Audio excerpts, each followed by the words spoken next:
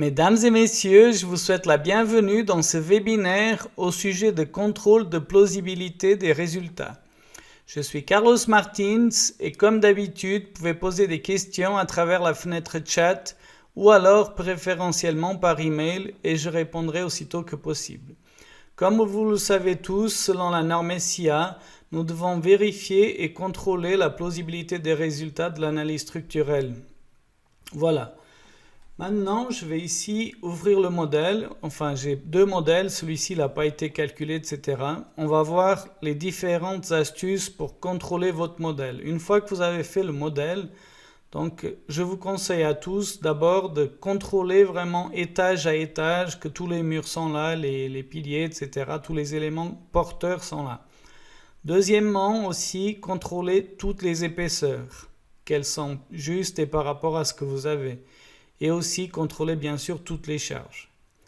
Ensuite, vous verrez que le programme, il fait déjà un contrôle automatique de certaines choses, pas tout. Donc voilà, c'est à vous aussi après d'analyser les résultats et de voir s'il y a des singularités. Vous verrez que le programme, il va vous donner des erreurs de singularité. Mais voilà, des fois, vous pouvez peut-être ne pas avoir d'erreur. Il faut juste contrôler la plausibilité aussi des résultats.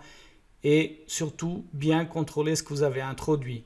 Parce que si vous avez introduit des données fausses, c'est clair que le programme ne pourra pas calculer juste. Voilà. Donc tout d'abord, je vous conseille toujours d'abord, par exemple, vérifier étage à étage que tous les porteurs sont là. Voilà. Vous parcourez tous les étages, vous vérifiez quels sont les murs en maçonnerie, quels sont les murs en béton, etc. Et qu'ils sont tous là, les porteurs, que vous avez besoin. Voilà. Deuxièmement, vous avez aussi la possibilité d'aller ici dans codage couleur. Et là, vous pouvez, par défaut, c'est comme on a là, mais vous pouvez aussi mettre, par exemple, par épaisseur. Ça, c'est assez bien. Parce que vous pouvez contrôler au niveau de la couleur si toutes les épaisseurs sont vraiment justes et avoir un contrôle qui est assez rapide. Donc là, vous pouvez aussi, par exemple, parcourir étage à étage et vérifier par rapport aux épaisseurs que tout est juste par rapport à vos plans. Voilà, en parcourant étage à étage, vous pourrez ainsi contrôler votre modèle et vérifier que toutes les épaisseurs, etc. sont justes. Une autre possibilité de contrôle, c'est bien sûr, là je vais remettre par défaut, c'est bien sûr aussi par rapport aux charges surfaciques.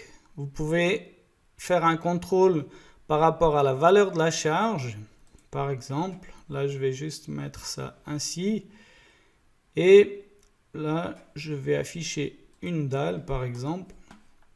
Et là, vous voyez, vous pouvez tout simplement afficher voilà, les charges que vous avez dans votre dalle.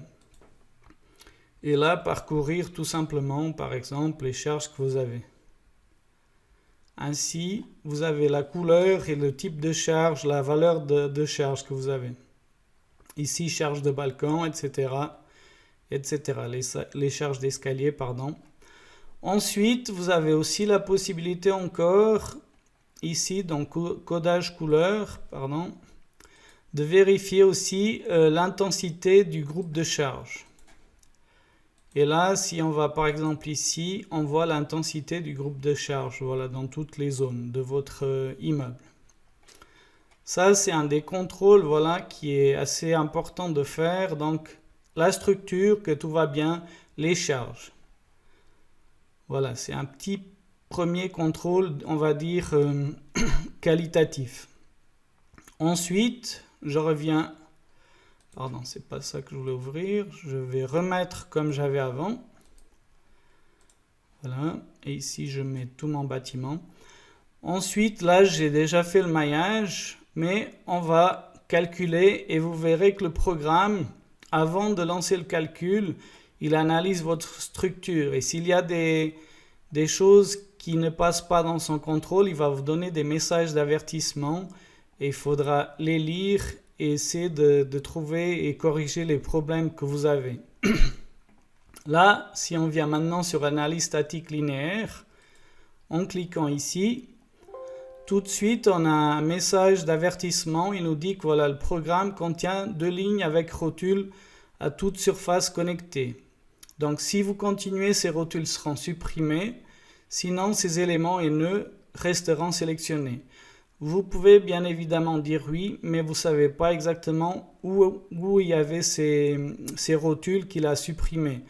Alors, je vous conseille toujours de faire non, et ainsi, vous allez voir où est le problème. Là, bien sûr, on ne le voit pas. Pour le voir, je dois mettre en transparent, ou alors, n'oubliez jamais, vous avez toujours la possibilité de cliquer ici sur l'icône et il vous montre exactement qu'est-ce qui a été sélectionné. Là, je vais juste afficher la structure et faire une rotation pour que vous puissiez comprendre pourquoi il a donné une erreur ici. Donc là, vous voyez, on a l'escalier et là, on a ici rotule des deux côtés. Voilà. C'est pour ça que, et à cet endroit-là, on n'a pas de dalle. Donc c'est pour ça qu'il nous donne ce problème. Voilà.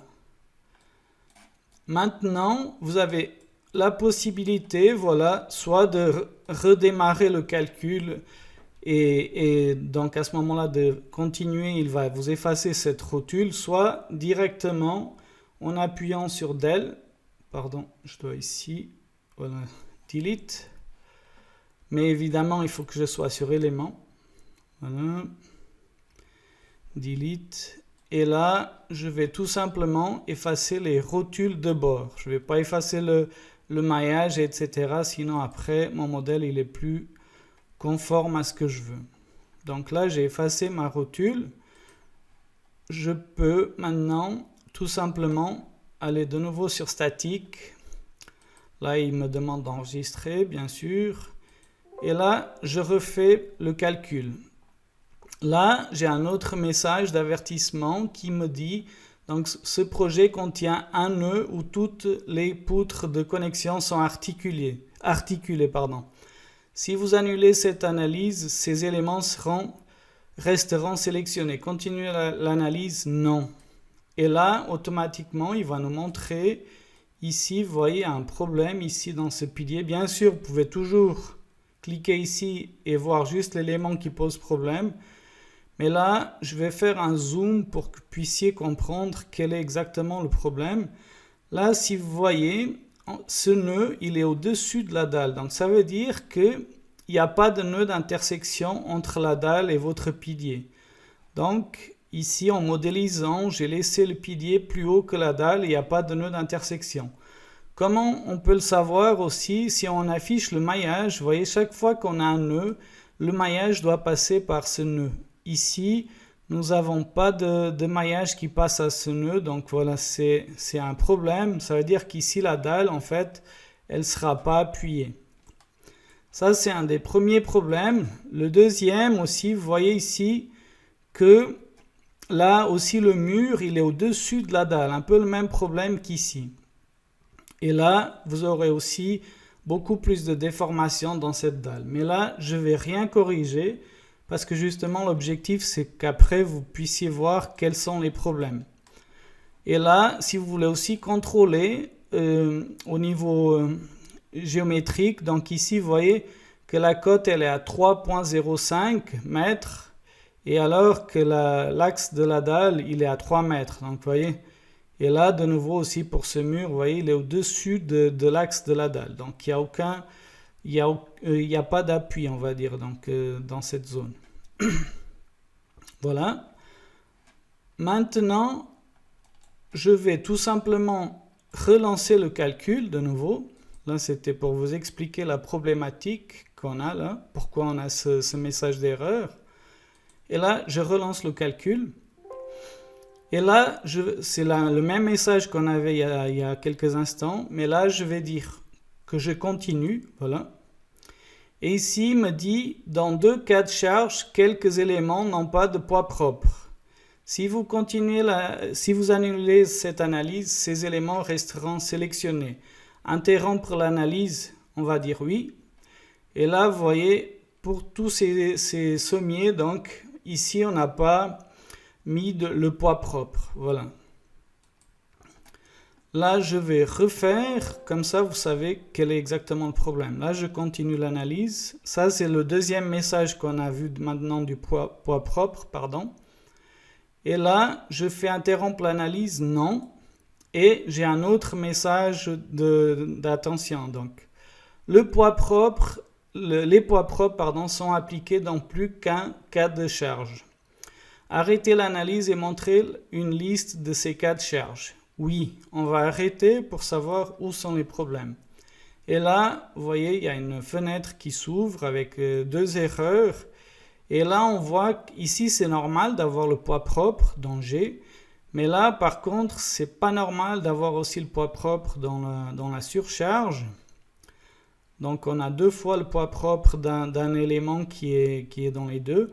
Donc là, je vais aller sur AL dans charge. Et là, pardon, je vais encore vous montrer ici sur G. Donc vous avez tous les éléments qui ont un poids propre. Et là, si je viens sur L, vous voyez ici, on a un élément qui a le poids propre. Voilà, ici. Là, ça veut dire que c'est cet élément-là qui pose problème. Vous avez de nouveau le choix entre tout simplement sélectionner toute la structure, faire Delete, et là, automatiquement, décocher charge surfacique, parce qu'on ne va pas effacer toutes les charges, mais on efface juste le poids propre. Et là, on n'a plus de poids propre là qui posera problème. Et donc là, on a corrigé aussi cette erreur. On revient de nouveau dans notre modèle. Et là, on va lancer de nouveau l'analyse statique. Donc là, c'est le premier, la deuxième message d'avertissement qu'on avait eu. Donc oui. Et là, de nouveau, on a ce message, un nouveau message donc, qui nous dit, dans le cas de charge G, quelques éléments n'ont pas de poids propre. Donc, on sait quels sont les éléments qui n'ont pas de poids propre. Si vous ne savez pas, vous pouvez ici sélectionner les éléments, il va vous montrer quels éléments n'ont pas de poids propre. Ou alors, si vous voulez tout simplement, parce que vous voulez faire un contrôle quelconque, donc vous pouvez aussi faire continuer, mais donc ces éléments, ils n'auront pas de poids propre, vous êtes conscient. Ou alors, vous pouvez cliquer ici et dire rajouter le poids propre automatiquement et continuer. En cliquant ici, en faisant valider, lui, il va automatiquement rajouter le poids propre. Voilà. Là, le modèle, il est en train de calculer. Bien sûr, vous voyez qu'il y avait encore des messages d'avertissement qu'on n'a pas corrigés. C'était fait exprès. Donc, pour que vous puissiez analyser quand vous avez aussi des singularités, etc., essayez de checker où sont les problèmes. Voilà, encore quelques instants et on arrivera à la fin du calcul. Voilà, la fenêtre, elle va se fermer. Et là, nous avons notre modèle qui a été calculé, mais tout de suite, nous avons ici un message donc d'avertissement. Le projet contient des singularités, etc. Donc, vous faites valider. Et ici aussi, du point de vue numérique, vous voyez, quand vous avez ici quelque chose qui est en rouge, ça veut dire qu'il y a quelque chose qui n'est pas très bien dans votre modèle, il y a des singularités, etc. Maintenant, vous avez un webinaire au sujet des singularités qui est de avril de 2019, sauf erreur. Mais vous avez ici, je vais vous montrer quelques astuces aussi maintenant pour checker où sont éventuellement des problèmes qui causent ces singularités.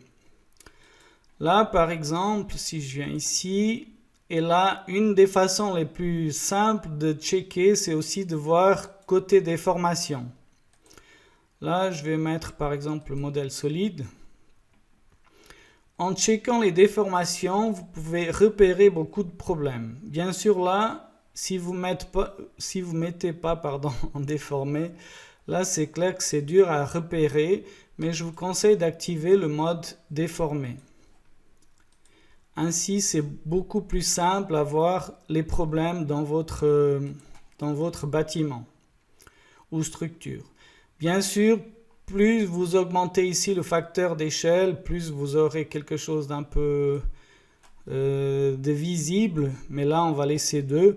Et là, vous voyez que cette dalle-là, elle a les mêmes charges qu'ici. Mais là, vous voyez que côté mur, au niveau de l'appui, la dalle, elle est bien. Elle ne se déforme pas tellement que ça. Et ici, vous voyez, au niveau de l'appui, la dalle ici, au lieu d'être sur la ligne là, elle est complètement ici déformée. Et aussi, donc le pilier, on voit ici que cette partie-là aussi, il n'est pas appuyé. Donc voilà. Là, si vous voyez là, on a le nœud et la dalle, elle est beaucoup plus basse. Voilà, en parcourant le modèle. Aussi de ce côté, on voit aussi qu'on a un petit problème. Ici, le flottement du pilier, il est un peu bizarre par rapport aux autres. Donc là, certainement aussi qu'il y a quelque chose qui ne va pas. Si vous voulez, vous pouvez par exemple mettre aucun. Et ici, afficher comme ça et essayer de par exemple voir quel serait le problème. Là, en l'occurrence, vous voyez, ici, on a le pilier qui est articulé. Là-bas, on a oublié de mettre la rotule. Donc voilà pourquoi on a ce problème, etc. Une autre façon de voir aussi des problèmes, c'est par exemple afficher la déformation au niveau du radier. Là, si on affiche notre radier, par exemple, on voit ici, tiens, on a des déformations qui sont positives, alors qu'ici, voilà, on a des déformations, bien sûr, qui sont négatives. Et quand on a des choses comme ça, on doit se poser la question si on n'a pas mis un appui trop rigide, etc. Alors ici, on va juste vérifier, par exemple, pourquoi est-ce qu'on a positif. Donc ici, on a un module d'élasticité qui est faible, qui est assez bas. Et là, je vais juste incliner un petit peu le modèle pour pouvoir sélectionner mieux. Et là, vous voyez, on a quelque chose qui est énormément rigide. Voilà, 1 à la puissance E8, pardon. Voilà. Donc là, tout fait son sens. Voilà, on comprend mieux pourquoi est-ce qu'il y a déjà ces singularités. Aussi après, vous avez aussi la possibilité d'analyser aussi au niveau du calcul. Mais là, je vais juste enlever le mode, mettre en mode normal, non déformé. Et là, par exemple, on va analyser les forces internes surfaciques. Là, le programme, il va juste afficher les résultats. Voilà. Ici, je veux juste vous montrer ici.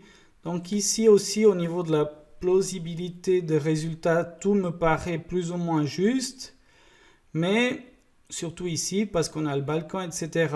Mais si on vient là, on voit qu'ici, dans les facteurs, voilà, on a un 0,7 là qu'on n'aurait pas dû avoir, dû à l'influence du balcon. Alors, il faut aller peut-être checker dans les combinaisons de charges que tout va bien. Et si par exemple on vient ici dans combinaison critique de groupe de charges, là on peut mettre par exemple simultané pour le balcon, l'escalier, etc. En faisant valider, bien sûr le programme il ne va pas recalculer, il va juste enregistrer les changements que vous avez faits, puisque le calcul il a été fait, c'est juste de manière à prendre quel facteur il va prendre, etc. Et là, nous aurons les résultats qui vont sortir par rapport à ce changement qu'on vient d'effectuer. Voilà. Et là, si on vient là, vous voyez maintenant le facteur, il a été corrigé et on a un NY qui est légèrement supérieur. Voilà. Aussi, par rapport, maintenant, on va faire un petit contrôle de plausibilité un peu plus poussé, un peu plus numérique. Et là, par exemple, on va afficher les efforts internes des poutres, MY. Là, je vais mettre ici diagramme plein. Et là, je vais faire tout simplement un zoom pour pouvoir sélectionner notre élément poutre. Voilà. Ici, vous avez le moment Y, donc notre moment. Et ici, nous avons le moment de dimensionnement. Comme vous savez, le moment de dimensionnement, c'est le MY plus l'effort normal multiplié par l'excentricité. Mais là, pour faire un contrôle numérique, je vais juste, par exemple, pour que ce soit plus simple, mettre par rapport aux charges de poids propres. Et si je reviens là, ici, donc là, j'ai 47. Si je viens ici dans un calcul que j'ai fait à la main, ça c'est la valeur que j'obtiens donc dans Axis, à la main, donc avec la formule QL carré sur 8, j'arrive à 71 kN/m. Pardon. Là, on a une grosse différence entre le calcul Axis et à la main. Voilà, il y a deux explications possibles. Une, peut-être, voilà, Axis il prend 9,81, donc l'accélération due à la pesanteur. Et dans le calcul, on prend peut-être 10 par exemple. Ou alors le comportement porteur bidirectionnel de la dalle. Là, vous voyez, le calcul elle a été fait ainsi, mais on voit qu'ici on a un pilier, etc. Donc il y a des efforts qui ont été pris dans cette direction. Peut-être pas la moitié, mais on voit que voilà, on commence à être un peu du côté de Axis. Voilà. Mais c'est clair que si on fait juste de ce côté, là on se pose des questions, on a presque le double, ouais, il y a quelque chose qui ne va pas. Ensuite, si on va plus loin, donc toujours dans le calcul manuel, on prend en compte donc la rigidité de la poutre par rapport au mur et au mur poteau. Donc là, on arrive à la main à 45 kN/m. Et Axis, on est à 47. Donc vous voyez que là, on est assez proche. Donc là, les 4%, on peut dire que les résultats sont plausibles. Voilà. Ensuite, je reviens à mon modèle. Là, je vais fermer. Et là, on va analyser le même bâtiment, mais qui a été calculé au sismique aussi pour vérifier un peu la plausibilité des résultats. Là, je vais ouvrir un autre modèle, en l'occurrence le B. Et on doit attendre que le modèle il ouvre. Voilà.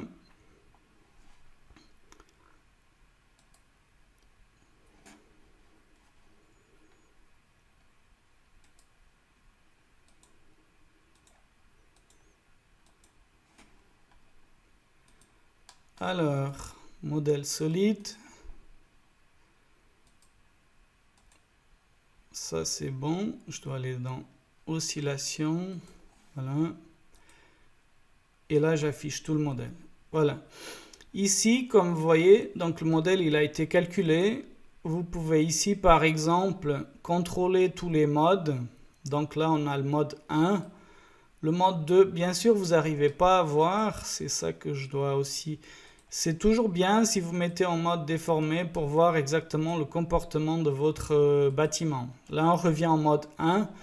Vous voyez que vous avez un comportement du bâtiment dans ce sens. Mode 2. Voilà. Mode 3, etc. Bien sûr, vous avez aussi la possibilité, ça c'est important, de voir les animations. Ça va vous aider à voir aussi si le modèle il a un bon comportement et si vous ne voyez pas un mur qui part quelque part, etc. Donc là, si vous avez des choses comme ça, il faut vous poser des questions par rapport à votre modèle déjà. Ensuite, très important, c'est aussi le contrôle bien sûr numérique. Ici, vous devez aussi contrôler bien sûr que vous êtes à 90% de la masse dans les deux sens. Et vous pouvez bien évidemment aussi désactiver, par exemple là je ne l'ai pas fait, mais tous les modes qui sont inférieurs à 5%, les effacer, les désactiver, pardon, en cliquant ici et vous les désactivez. Un autre contrôle que vous pouvez faire, c'est aller dans statique. Et là, je vais mettre par exemple modèle solide, de nouveau.